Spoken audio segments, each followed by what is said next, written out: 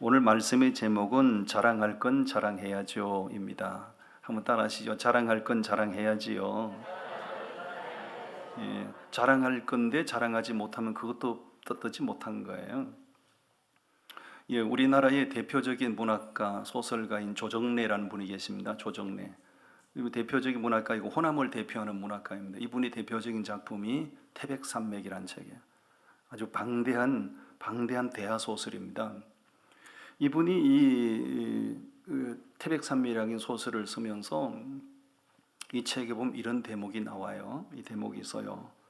순천에 가서 인물 자랑하지 마라. 벌교에 가서 주목 자랑하지 마라. 여수에 가서 돈 자랑하지 마라. 이런 내용이 나와요. 이분은 호남을 대표하는 문학가거든요. 우리 영남 쪽을 대표하는 문학가가 있어요. 그분은 김주영이라는 분입니다. 김주영. 이분이 대표적인 소설이 있는데 아라리 난장이라는 소설이 있어요. 이분도 거의 비슷한 얘기를 이 소설에 담고 있어요. 순천에 가서 인물 자랑하지 마라. 벌교에 가서 주목 자랑하지 마라. 여수에 가서 돈 자랑하지 마라. 진도에 가서 글씨 자랑하지 마라. 진도 사람이 글씨를 잘 쓰나 보죠. 진도에 가서 글씨 자랑하지 마라. 강진에 가서 양반 자랑하지 마라. 고흥에 가서 노래 자랑하지 마라. 전라남도 고흥 있잖아요. 유자로 유명한 데 있잖아요. 거기 가서 노래 자랑하면 안 된대요. 진도에 가서 글씨 자랑하면 안 되고. 근데 이 영호남을 대표하는 이 소설가가 거의 같은 내용을 지금 언급을 하고 있잖아요. 그러면 이런 언급을 할 만한 그 역사적인 배경, 그런 이유들이 다 있는 거예요. 그리고 우리에게 전달해주는 메시지가 있어요. 그게 뭐냐면 함부로 뭐 가졌다, 배웠다, 안다 해서 어디 가서 함부로 자랑하다 보면 망신당할 수 있다. 겸손해라. 뭐 그런 메시지를 주는 거예요. 옛날부터 우리나라 사람들은 조선시대부터 이 팔불출이라는 말이 있어요. 엉뚱한 거 자랑하는 사람을 팔불출이라고 그랬거든요. 어떤 사람이 팔불출에 해당되는가? 자기 자랑하는 사람, 마누라 자랑하는 사람, 자식 자랑하는 사람, 출신 학교 자랑하는 사람, 출신 고향 자랑하는 사람, 이런 사람을 다 팔불출이라고 그래요. 여사람 얘기해, 당신은 팔불출인가요? 물어보세요. 팔불출 아닌가요? 예. 사실 뭐 자기 자랑해봐야 사람은 다 거기서 거기입니다. 지식 자랑해봐야 사람이 나이 60, 70 넘어가면 지식 많이 배운 것도 다 깜빡깜빡하고 다 평준화 되는 거예요. 제가 너무 솔직하게 얘기했나요? 뭐 젊을 때 뭐 반반하지만 나이 먹고 70대, 80대 뭐 인물이 다 평준화가 돼서 그 얼굴이에요. 지식이 뭐 공부 많이 해서 뭐 대단한 것 같지만은 나이 60 넘어가면요 오른손에 열쇠 들고 열쇠 어디냐고 그 말해요. 깜빡깜빡 하는 거예요. 다 평준화 되는 거예요. 근데 세상적인 것을 가지고 자랑하다 보면 팔불출이 된다 그 얘기잖아요. 그러나 우리 그리스도인들, 하나님의 은혜를 입은 우리 그리스도인들은 어디를 가든지 누구를 만나든지 자긍심을 가지고 당당하게 자랑해야 될 것들이 있다는 거죠. 아멘. 성도들이 자긍심을 가지고 세상 사람들 앞에 기죽지 말고 당당하게 드러내고 자랑해야 될 것. 그게 어떤 거냐? 오늘 설교 내용이 그런 내용이에요. 그래서 말씀의 제목이 자랑할 건 자랑해야죠입니다. 아멘. 따라합니다. 자랑할 건 자랑해야죠. 아멘. 첫 번째로 뭘 자랑해야 되는가? 오늘 본문 속에 기록되어 있어요. 구원자 예수님을 자랑하고 사셔야 됩니다. 아멘. 사도 바울이 그 얘기를 하는 거예요. 자, 13절, 14절인데 13절을 우리 다 같이 한번 읽어봅니다. 시작. 할례를 받은 그들이라도 스스로 율법은 지키지 아니하고 너희에게 할례를 받게 하려 하는 것은 그들이 너희의 육체로 자랑하려 함이라. 사도 바울이 유대인들이 행하는 할례를 지금 언급하고 있어요. 유대인들은 아기가 태어나면 8일 만에 반드시 할례를 베풀어야 돼요. 할례 받는 것을 대단히 중요하게 여깁니다. 왜냐하면 할례를 받지 않으면 유대인으로 인정이 안 돼요. 그 할례를 받는 것은 이 우리 아이도 이제 유대인의 공동체, 유대인의 한 사람이에요 라고 정식으로 공언하는 거죠. 할례가 대단히 중요한 거예요. 그럼 그 사람들이 왜 그렇게 하는가? 그런 할례를 강조하는 그 행위 자체를 12절에 보시면 뭐라고 되어 있어요? 물은 육체의 모양을 내려 하는 거죠. 육체의 모양을 내려 하는 거죠. 육체를 자랑하고 우리 집안도 유대인의 집안이에요. 우리 아이도 유대인이에요. 육체를 드러내려고 하는 거죠. 사도 바울도 과거에 그걸 굉장히 중시했던 사람이에요. 그런데 14절 말씀에 보니 바울의 자랑의 초점이 바뀌죠. 14절 우리 같이 읽어봅니다. 시작. 그러나 내게는 우리 주 예수 그리스도의 십자가 외에 결코 자랑할 것이 없으니. 무엇만 자랑할 게 없다고요? 예수 십자가 외에는 그 어떤 것도 내게는 자랑할 게 없다, 그 얘기입니다. 오직 예수 십자가만 자랑하겠다, 그 얘기입니다. 여러분, 바울이 왜 이렇게 사람이 갑자기 바뀐 거죠?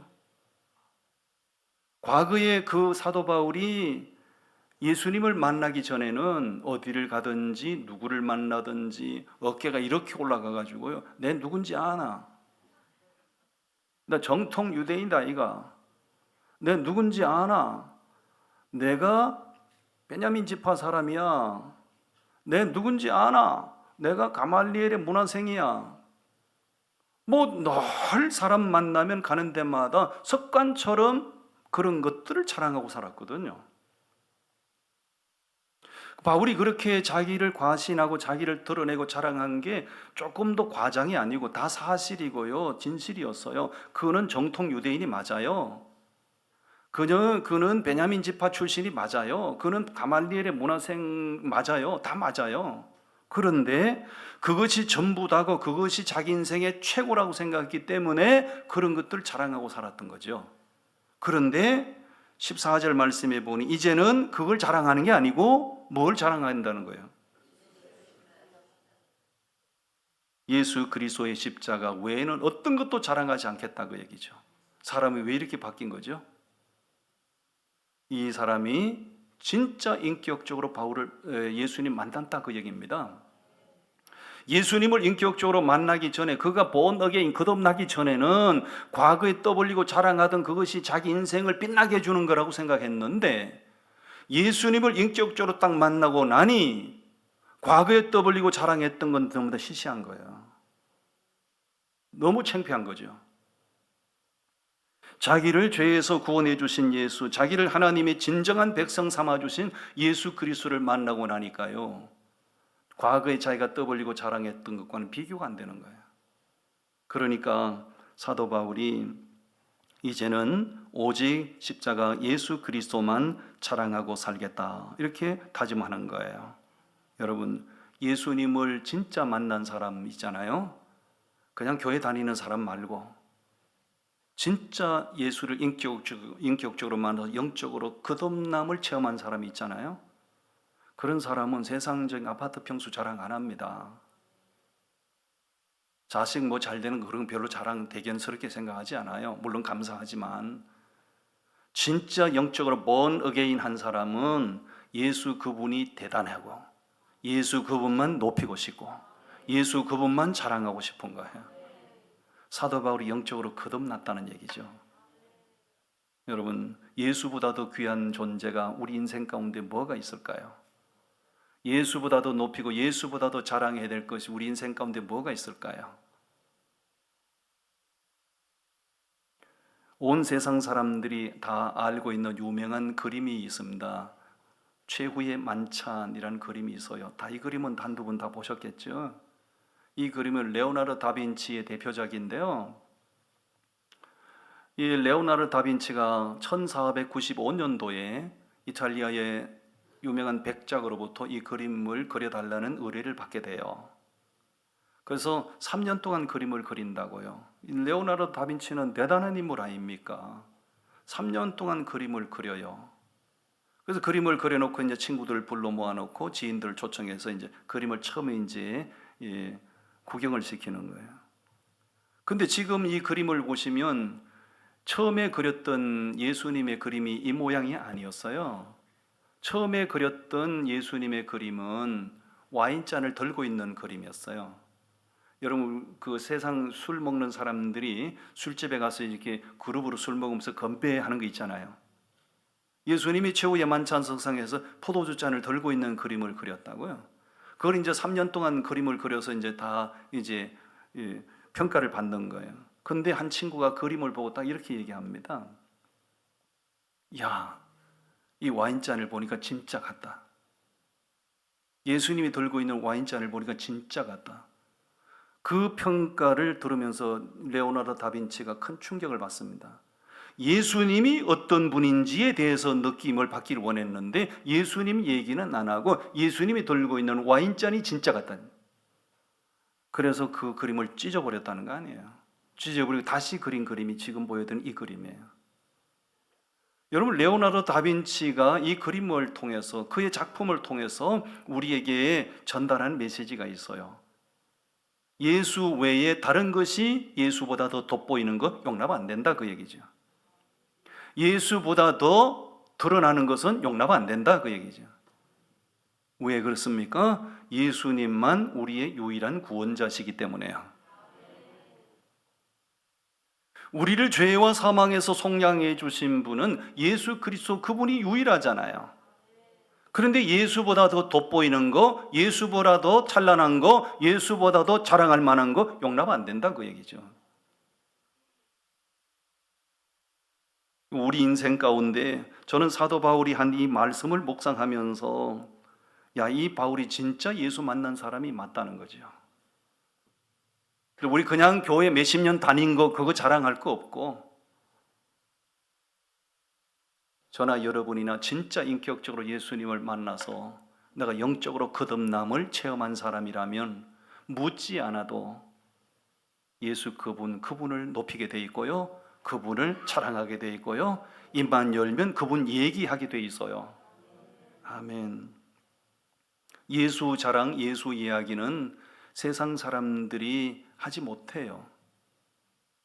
세상에 공부 많이 한 스캅들이 예수 얘기 못해요.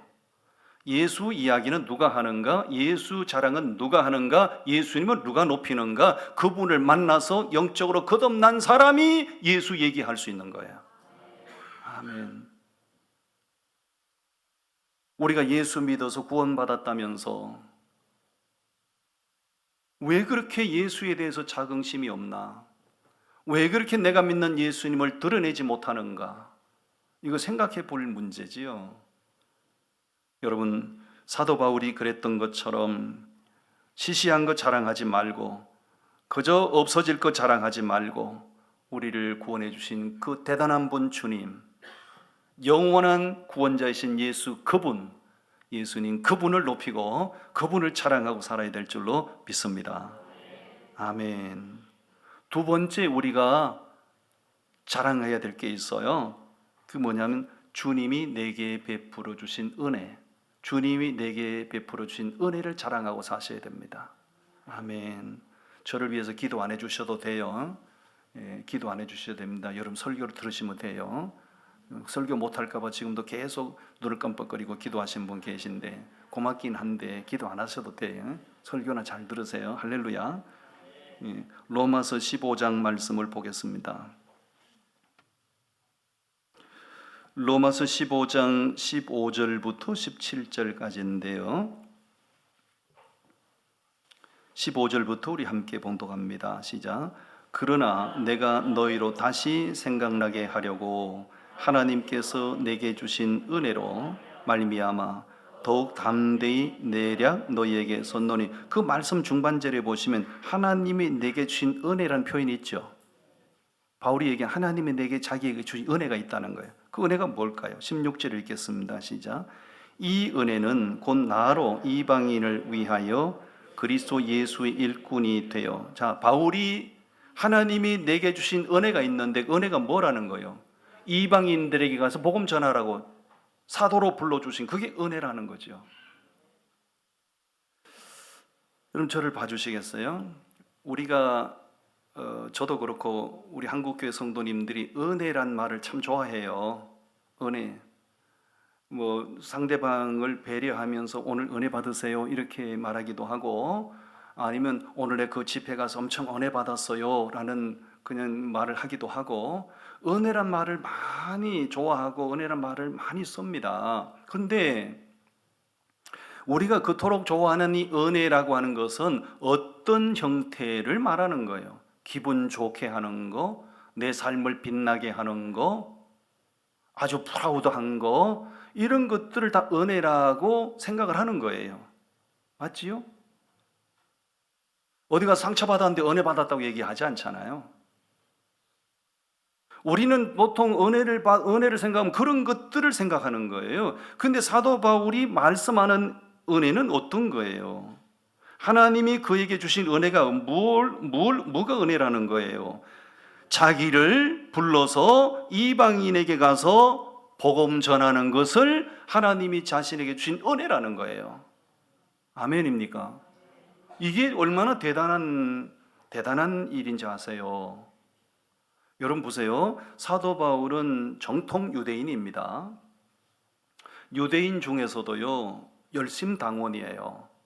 유대인 중에 열심당원은요, 아무나 열심당원이라고 하지 않아요. 모세 율법을 위해서 목숨을 거는 사람들, 모세 율법을 위해서 특공대처럼 투쟁하는 사람들 열심당원이라고 그래요. 이 사울은 원래 열심당원이에요. 근데 그 당시에 유대인들의 정서가 이방인들에 대한 정서가 뭐죠? 이방인들을 만나면 재수 없다고 생각했잖아요. 이방인들 만나면 재수 없다고 침 뱉고 돌아갔잖아요. 이방인들 상대하는 사람은 쳐 죽일 놈이라고 그랬잖아요. 근데 하나님께서 이 사울을, 유대교 열심당원이었던 이 사람을 불러서 이방인들에게 가서 복음 전하라고 하잖아요. 이게 손살에 칠 일이고 이게 몸서리 칠 일이고, 만약에 그렇게 된다면 자기 동족 유대인들로부터 반역자로 낙인이 찍힐 일이고, 돌로 쳐 죽일 놈 소리 들을 일이고, 유대인들의 자존심을 땅바닥에 떨어뜨린 놈 정죄받을 일이고, 그렇잖아요. 근데 바울은 뭐라고 생각해요? 그런 일을 자기에게 맡겨주신 그 자체가 하나님이 자신에게 주신 은혜라는 거예요. 할렐루야. 아멘. 왜 그걸 은혜라고 생각했을까요? 바울이 예수님을 만나고 난 이후에 평범한 거지만은 새롭게 깨달은 게 있었죠. 그게 뭐냐면, 하나님 앞에는 우리 유대인만 귀한 게 아니고 저 이방인들도 똑같이 귀하구나. 하나님은 우리 유대인도 구원받기를 원하시지만 우리가 무시하고 멸시하는 저 이방인도 구원받기를 원하시는구나. 이걸 깨달은 거죠. 그 일을 위해서 자기를 불러주시고 자기에게 그 사명을 맡기신 것을 고역스럽게 생각하지 않고 거절하지 않고 하나님의 은혜로 받아들였다는 거예요. 아멘. 여러분, 하나님의 구원에는 민족 간에도 지역 간에도 계층 간에도 차별이 있을 수 없습니다. 모두가 다 구원받을 사람들이죠. 아멘. 어떤 다정한 부부가 교제하다가 결혼을 했거든요. 결혼을 했어요. 서로 신뢰하고 서로 사랑하고 서로 존중하는 마음이 있어서 결혼을 했다고요. 근데 결혼 생활이 오래가지 못했어요. 그 부인이 자기 남편의 가정 언어 폭력을 통해서 마음의 상처를, 적지 않은 상처를 받기 시작했어요. 여러분, 가정 폭력 가운데 주먹으로 휘두르는 것만 폭력이 아니잖아요. 주먹의 폭력보다 더 상대방에게 상처를 주는 폭력이 뭐예요? 언어 폭력이잖아요. 남편이 서로 존중해서 결혼했지만은 남편이 자기 아내에 대한 배려심이 떨어지고 아내에 대해서 막 언어 폭력을 하는 거죠. 근데 오늘 이 아내가 자기 부부싸움을 하다가 자기 남편에게 너무 충격적인 말을 듣고 정신병원에 입원을 했거든. 그날 남편으로부터 들은 말이 무슨 말이냐? 너는 아무짝에도 쓸모없는 인간이야. 이 소리 들은 거예요. 아내가 자기 남편으로부터 그 말을 들을 때 완전히 자존감이 다 무너진 거예요. 우울감이 밀려오고 도저히 정상적인 생활이 안 된 거예요. 그 정신병원에 입원했다는 거예요. 너는 아무짝에도 쓸모없는 인간이야. 제가 왜 이야기하는지 아세요? 아무짝에 쓸모없는 인간이 누굽니까? 예수 믿기 전에 우리들의 실상이 아무짝에도 쓸모없는 존재였다고요. 왜냐하면 이 저의 평가가 아니고 성경이 과거의 우리들의 존재에 대해서 뭐라고 말씀하고 있어요? 본질상 진노의 자녀들이었다고, 본질상 외인들이었다고, 본질상 하나님의 심판의 대상이었다고요. 성경이 그렇게 말씀하고 있는, 어둠에 속한 자들이었다고 말하고 있어요. 마귀의 종이었다고 평가를 하고 있어요. 그럼 심판의 대상, 마귀의 종, 저주의 대상, 외인, 그건 한마디로 뚱치면 뭐가 되는 거예요? 아무짝에도 쓸모없는 인간이라는 거죠. 그런데 하나님께서 기가 막히게 너는 내 것이라고 딱딱 선택하여 지명하여 불러주시고, 십자가 보혈을 딱 뒤집어 씌워서 죄 사함 받게 하시고, 죄덩어리였던 나를 의롭다 칭해 주시고, 하나님의 자녀라 인정해 주시고, 하늘 소망으로 살게 하시고, 이게 은혜예요. 은혜. 아파트 평수 몇 평 넓어지는 게 은혜가 아니고, 월급 몇 푼 올라가는 게 은혜가 아니고, 죄로 죽었던 나를 하나님이 살려주셨다니, 진노와 심판의 대상이었던 나를 택하셔 자녀 삼으셨다니, 영원한 지옥으로 가는 줄도 모르고 정신없이 달려가던 인생을 그 불구덩이 속에서 불러내서 천국길로 가게 하시고, 이게 은혜라고요. 아멘. 하나님의 은혜 아니면 이거는 도저히 있을 수 없는 일이에요. 이 로마서도 사도 바울이 기록을 했잖아요.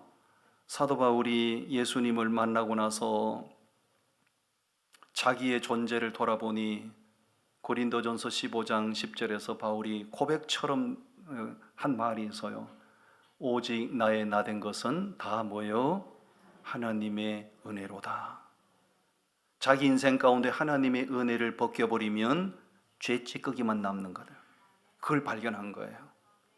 모든 것이 하나님의 은혜입니다. 하나님의 은혜를 자랑하고 사셔야 돼요. 바울의 일 불러서 이방인들에게 가서 복음 전거하라, 예수 얘기해라, 저주받을 일이죠. 민족 반역자로 낙인 찍힐 일이잖아요. 사도행전에 보면 실제로 그런 바울을 보고 유대인들 가운데 40명 결사대가 조직됐잖아요. 요즘 우리 새벽에 사도행전 묵상하고 있거든요. 40명 유대인이 결사대가 조직돼 가지고요 하는 말이, 우리는 저놈 저 사도 바울 저놈 때려 죽이기 전에는 밥도 먹지 않고 물도 마시지 않겠다고 그랬어요. 바울 때려 죽인다고 그랬어요. 왜? 유대인으로서 이방인에게 가서 복음 전하고 다닌다고. 그런데 바울은 그 행위 자체를 뭘로 여겼어요? 하나님의 은혜라는 거예요. 할렐루야. 제가 솔직하게 여쭤보겠습니다. 여러분 가운데 나는 교회에서 이 직분을 좀 내려놓고 싶어 하는 사람이 있어요, 없어요? 손을 드세요.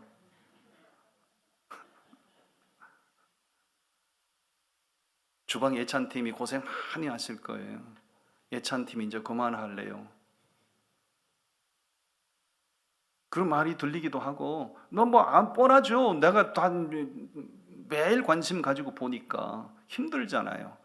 요즘같이 이 선선한 기후에는 조리하기가 좀 낫습니다. 한여름에 가만히 있어도 땀이 줄줄 흐를 때 주방 그 불 앞에 가서 조리 한번 해보실래요? 한번 해보실래요, 여러분? 쉽지 않습니다. 몸이라도 다 건강하신가? 그렇지 않거든요. 진짜 잘 알거든요. 어떤 분은 손목이 시큰시큰해서 손목에 힘을 못 주고, 어떤 분은 늘 병원에 가서 주사 맞으면서 그럼 내색하지 않고 하시거든요. 왜 하시는가? 나를 구원해 주신 하나님의 은혜로 여기니까 하는 거예요. 아멘. 우리가 하나님의 나라를 위하여 쓰임 받을 수 있는 이 자체가 하나님의 은혜죠. 사도 바울이 받은 바 은혜를 당당하게 자랑했던 것처럼, 비록 욕을 먹고 반역자 욕을 먹더라도 당당하게 나는 하나님이 내게 이런 은혜를 주셨다고 말했던 것처럼, 좀 힘들고 고역스럽더라도 하나님이 나 같은 사람을 살려주시고 나 같은 사람을 이렇게 요긴하게 써주시니 너무 감사하고 이것이 은혜라고 그렇게 당당하게 자랑할 수 있게 되기를 바랍니다. 아멘. 마지막 세 번째 우리가 꼭 자랑해야 될 게 있어요. 여러분이 소속된 교회를 당당하게 자랑하고 사십시오. 아멘. 말씀을 보겠습니다. 데살로니가 전서 1장 말씀.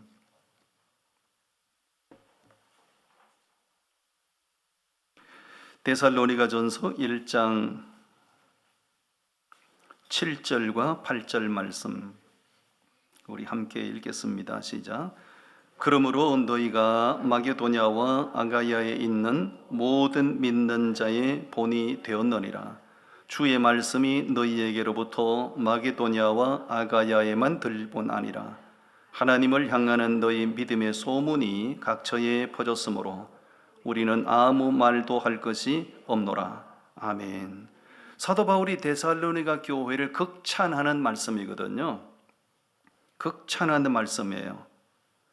데살로니가 교회는 소문이 잘 났대요, 소문이 못 났대요? 각처에 소문이 퍼졌다는, 나쁜 소문이 퍼졌다는 얘기가 아니고 좋은 소문이 각처로 퍼져나갔다는 거예요. 이 소문 누가 냈을까요? 그 당시 데살로니가 그 좋은 소문이 각처로 퍼져나갔는데 이 소문 누가 냈을까요? 그 교회에 속한 성도들이 소문낸 거예요. 엉뚱한 사람들이 소문 내주지 않잖아요. 그 데살로니가에 생겨난 그 교회를 통해서 복음을 듣고 믿어 구원받은 성도들이 나가서 경쟁하듯이 자랑하고 소문내서 데살로니가 교회는 소문이 잘 났다는 거지요. 장사를 하는 사람은요, 소문이 잘 나야 손님이 몰려옵니다. 아무리 맛이 있어도 소문이 잘못 나면 영업 안 됩니다. 교회도 좋은 소문이 나야 하나님께 영광을 돌립니다. 교회도 좋은 소문이 나야 성장의 동력이 될 수 있어요. 소문 누가 냅니까? 옆 사람 보기 네가 낸다. 여러분, 다른 교회 다닌 사람이 우리 교회 좋다고 소문 내지 않잖아요. 우리 교회 좋은 소문 누가 냅니까? 우리 교회를 다니는 분들이 내 교회에 대한 자긍심을 가지고 소문 내는 거죠. 아멘. 제가 언젠가 이민교회 중에서 교회를 108번 옮겨 다닌 장로 얘기한 적이 있을 거예요.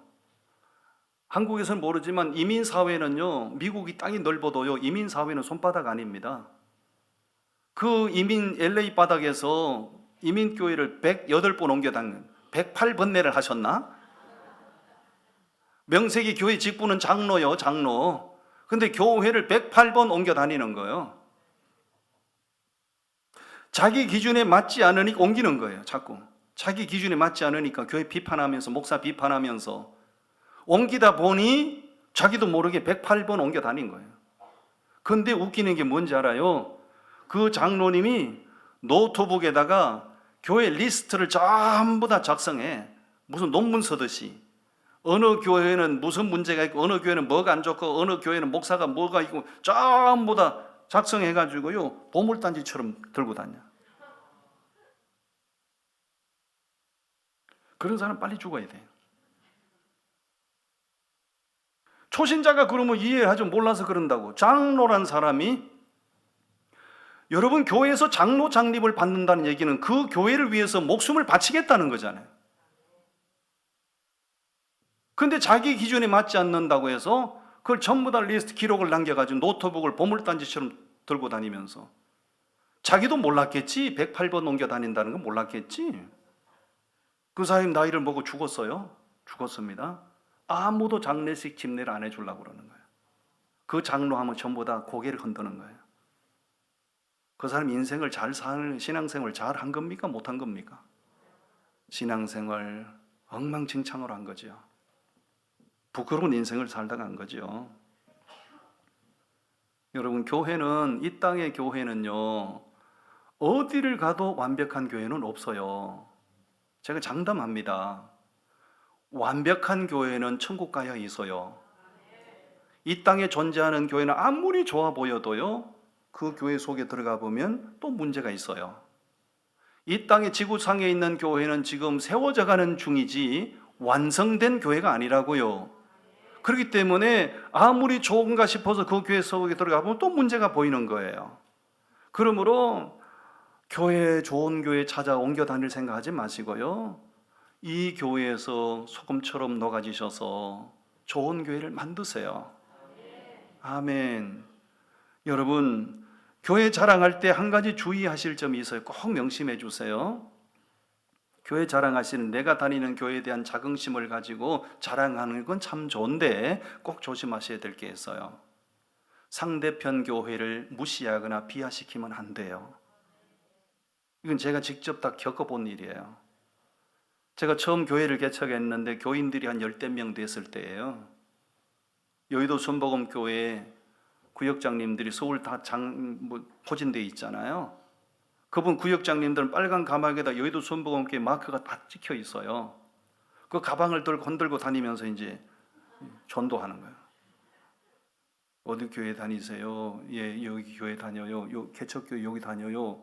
그럼 아이고, 개척교회 다니시는군요. 참 열심히 하세요. 뭐 이래야 되잖아요. 그런데 그 구역장이 우리 교인들 보고 한다는 말이, 아이고, 이왕이면 좋은 대학교 다니셔야 되잖아. 자기 교회는 좋은 대학교래. 우리는 개척교회라서 이거는 완전히 좋지 못한 대학교라 그 얘기잖아요. 이런 사람 왜 하면 좋죠? 빨리 죽어야 됩니다. 이런 사람 빨리 죽어야 됩니다. 나 그때 그 당시에 여의도 순복음교회 조용기 목사가 전성기 때예요. 내가 조용기 목사님한테 전화하려고 그랬지. 당신도 조가고 나도 조간데 교회 사이즈 좀 크다고 해서 구역장들을 그 따위로 교육시키면 되겠냐고. 전화 안 했죠. 교회는, 좋은 교회 기준은 규모도 아니고요, 사이즈도 아니고요, 교인들 숫자도 아니고요. 교회는 작은 교회든 큰 교회든 하나님이 주인이시기 때문에 교회 자체가 다 귀한 거예요. 절대 이단이 아닌 이상은, 이단은 우리가 평가절하해도 돼요. 이단은 진짜 오늘 새벽에 신천지가 나한테 또 왔다니까, 문자 왔다. 이제 우리 교회 아주 산창교인 줄 알고, 산창교회 존경하는 조유한 목사님, 신천지로 오셔서 거듭남을 체험하시기를 바랍니다.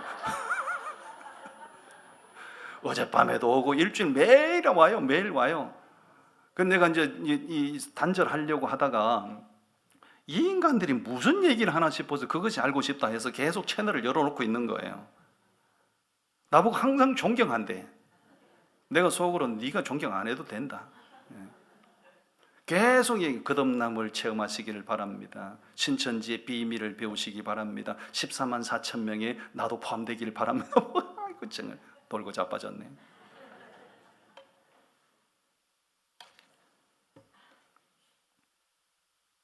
여러분, 데살로니가 교회가 각처로 좋은 소문이 퍼져나가서 정말 하나님께서 그 교회를 통해서 큰 영광 받으셨거든요. 우리 교회에 대한 좋은 소문은 여러분들이 소문을 내시는 거예요. 어디 가서 혹시 선생님 어느 교회 다니십니까? 당당하게 얘기하세요. 대한민국 중심에 있는 도시 마산에 있는 최고의 교회 월드미전 교회를 다닙니다. 할렐루야. 안 좋은 얘기 하지 말고, 뭘로 안 좋은 얘기를 합니까? 저희 아내 아내 얘기 한번 할게요. 그 홈쇼핑 보는 거 내가 좋아해요. 홈쇼핑을 보니까 별걸 다 판다고, 별걸 다 팔아요. 한 번 딱 보니까 머리 고데기를 팔더만, 머리 고데기. 아유, 그거 쇼 호스트가 나와가지고 시범을 보여주는데 기가 막힌 거야. 가격도 뭐 비싸지 않아요. 그래가지고 저거 한번 사봤으면 좋겠다 그러더라고. 나는 속을 낀데, 내 속으로 속을 낀데 아내가 그걸 샀어요. 왔더라고요. 해보니까 안 돼. 해보니까 안 돼. 안 되는 거예요. 비싼 돈을 안 줬지만 후회가 되는 거지. 속았다는 생각이 드는 거죠. 그런데 그걸 왜 사는 거죠? 그걸 왜 사고 싶었죠? 좋은 것만 얘기하니까 자기도 그렇게 하면 그 모델처럼 될까 봐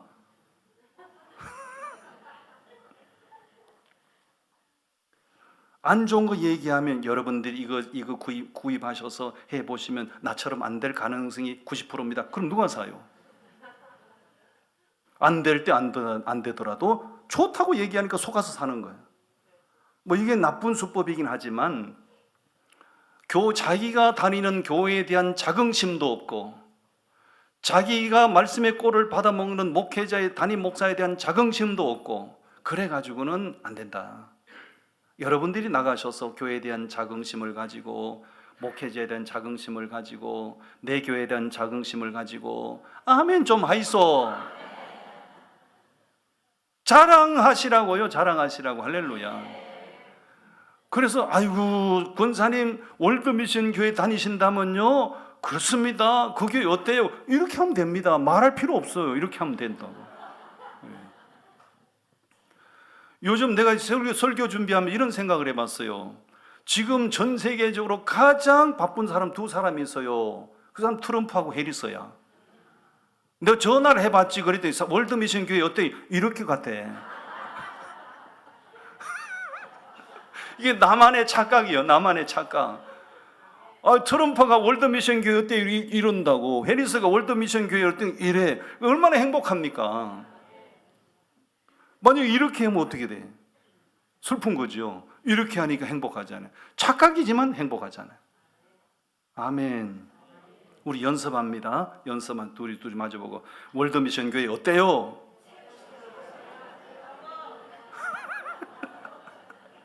아이고 월드미션 교회 다니신다면서요? 그 교회 어때요? 손이 두 개인데 왜 하나만 합니까? 두 손으로 하셔야 되지. 아유 선생님 월드미션 교회 다니신다면서요? 그 교회 어때요?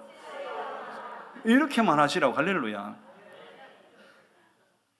좋은 소문 많이 내시고 자랑 많이 하셔서 우리 자신도 자긍심이 있고 그 자랑하는 소문을 듣고 사람들이 또 찾아오고 함께 공동체를 확장시키고 하나님께 영광 돌리는 역사가 있기를 바랍니다. 기도하겠습니다. 하나님 감사합니다.